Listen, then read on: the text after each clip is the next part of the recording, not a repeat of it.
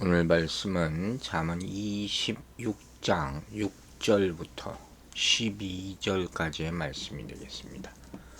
이 잠언 26장 6절부터 먼저 읽어볼까요? 미련한 자 편에 기별하는 것은 자기의 발을 베어버림과 해를 받음과 같으니라. 저는 자의 다리는 힘없이 달렸나니 미련한 자의 입의 잠언도 그러하니라. 미련한 자에게 영예를 주는 것은 돌을 물매에 매는 것과 같으니라. 미련한 자의 입의 잠언은 술 취한 자가 손에 든 가시나무 같으니라.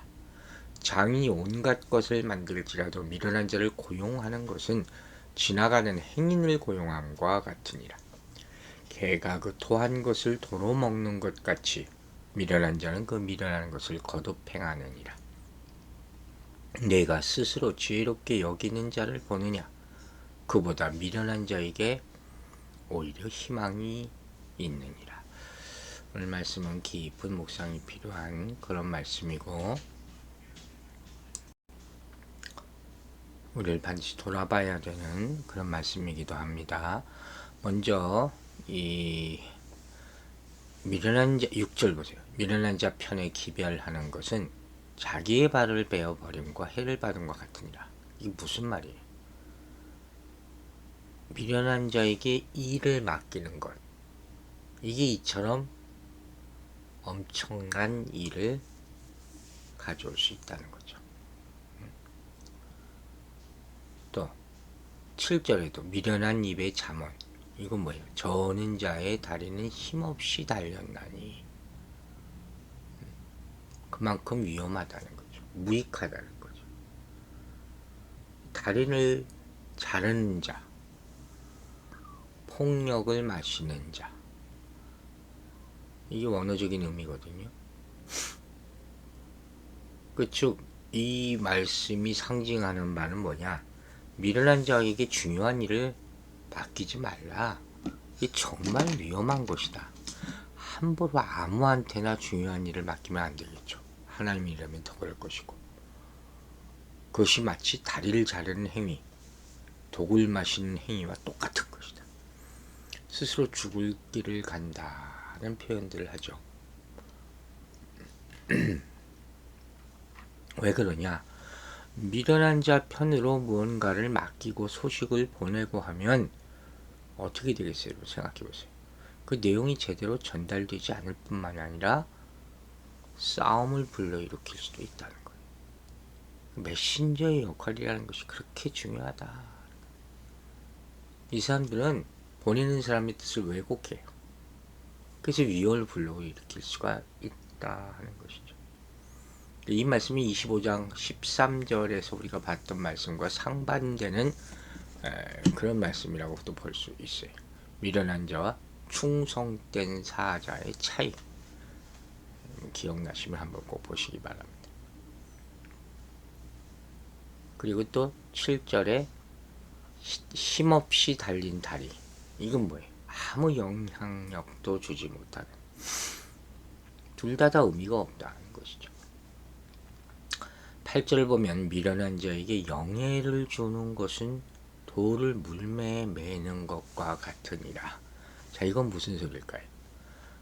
미련한 자에게는 먼저 영예라는 것이 영광, 명예 이런 거 확당하지가 않다는 것을 얘기하기 위해서 무슨 비유를 썼어요? 돌을 물매에 매는 것과 같다는 거예요. 여러분, 물맷돌, 응? 다윗이 골리앗을 죽이는 게 바로 물맷돌이죠. 이 설교 들을 때 아마 대부분의 목사님들이 행동으로 보여줬을 거예요. 돌을 물매에 넣어서 빙빙 돌려서 던지는 거예요. 적에게.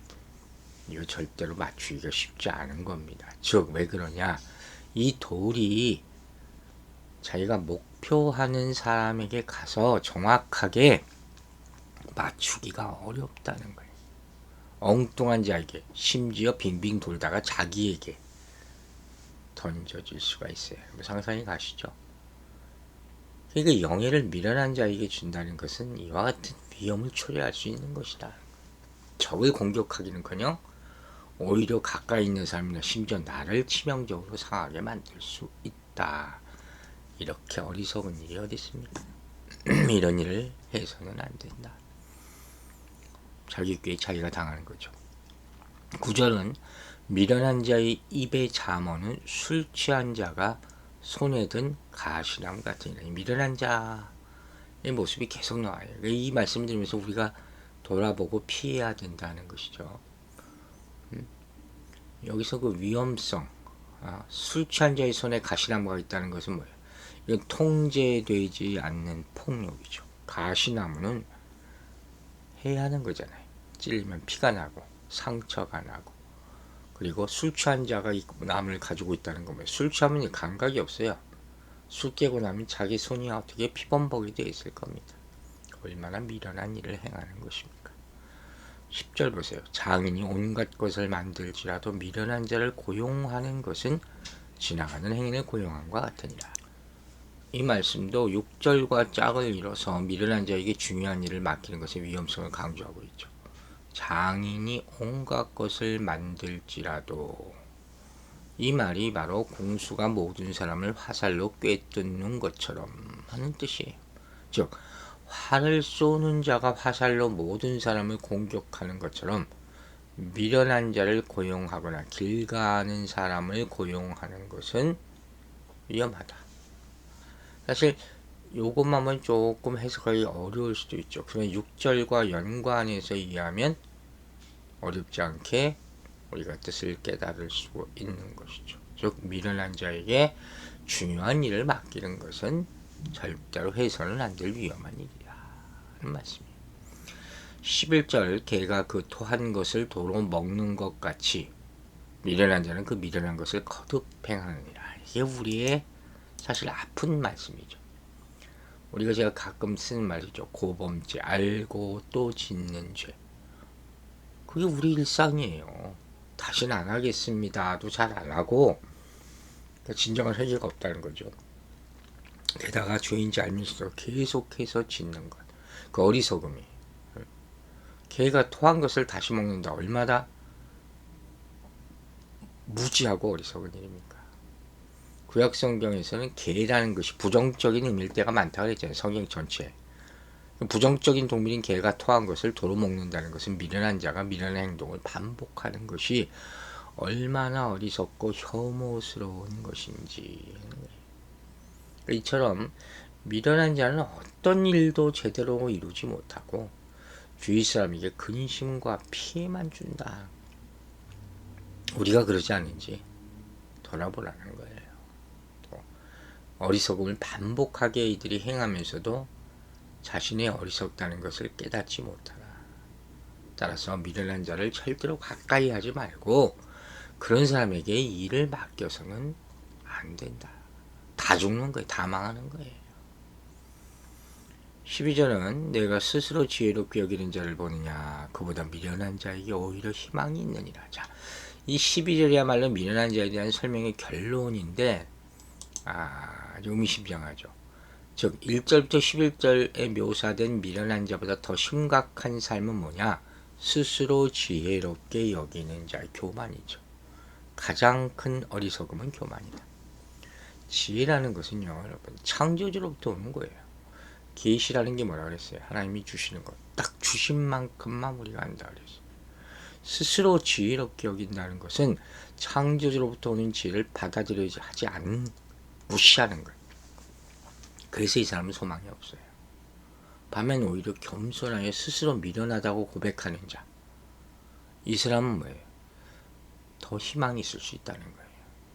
하나님께 지혜를 구하게 되니까. 이렇게 분별하는 거예요. 여러분, 권위, 명예 다 똑같아요. 스스로 주장하는 게 아니에요. 제발 여러분, 교회 직분을 받으려고 그렇게 애쓰지 말고 받고 나서 내가 장로인데, 내가 권사인데, 내가 안수집 이러지 마세요. 정말 부끄러운 거예요. 그래서 내가 인정되는 게 아니고 내가 높아지는 게 아니에요. 지혜롭다고 하는 평판 마찬가지란 말이에요. 정말 지혜로운 사람은 자기 자신을 아는 사람이에요. 자신의 부족함을 안다는 거죠. 그렇기 때문에 더 배워야 한다는 것을 아는 거죠. 지의 무한함과 심오함을 아는. 공부는 끝없이 하는 거예요. 성경은 볼 때마다 모르는 거 투성인 거예요. 하나님의 말씀이니까. 그래서 스스로 지혜롭다 이렇게 말하지 말아야 돼요. 자만하게 됩니다. 다른 사람의 가르침에 귀를 기울이지 않고 더 이상 발전이나 변화를 추구하지 않게 되는 거예요. 이 정도면 됐어. 이게 얼마나 부끄러운 모습입니까? 그렇기 때문에 오히려 자신이 미련하다고 말하는 사람에게 소망이 있다 그랬잖아요.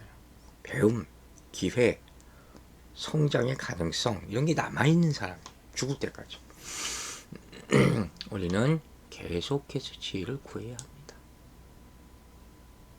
그러면 하나님께서 넘치도록 채워주겠다고 약속했음을 믿으시기 바랍니다. 헛된 자기 확신으로 가득 찬 것, 이게 교만이에요. 이렇게 되면 자기 자신을 보지 않게 될 뿐만 아니라 근본적으로 하나님을 인정하지 않게 되는 것, 이게 죄라 그랬잖아요. 그래서 우리 자신의 무지함과 한계를 항상 깨닫고 지혜의 근본이신 하나님을 경외하라는 거예요. 성경이 있는 목적은 하나님 경외하기 위함이에요. 나 혼자 고개를 끄덕이는 게 아니라. 사랑하는 여러분, 미련한 일꾼이 되지 말고 하나님과 사람들에게 유익을 가져다 주며 덕을 세우는 지혜롭고 충성된 일꾼이 되시기 바랍니다. 이를 위해 우리가 취해야 할 최고의 미덕은 바로 겸손임을 잊지 마시기 바랍니다.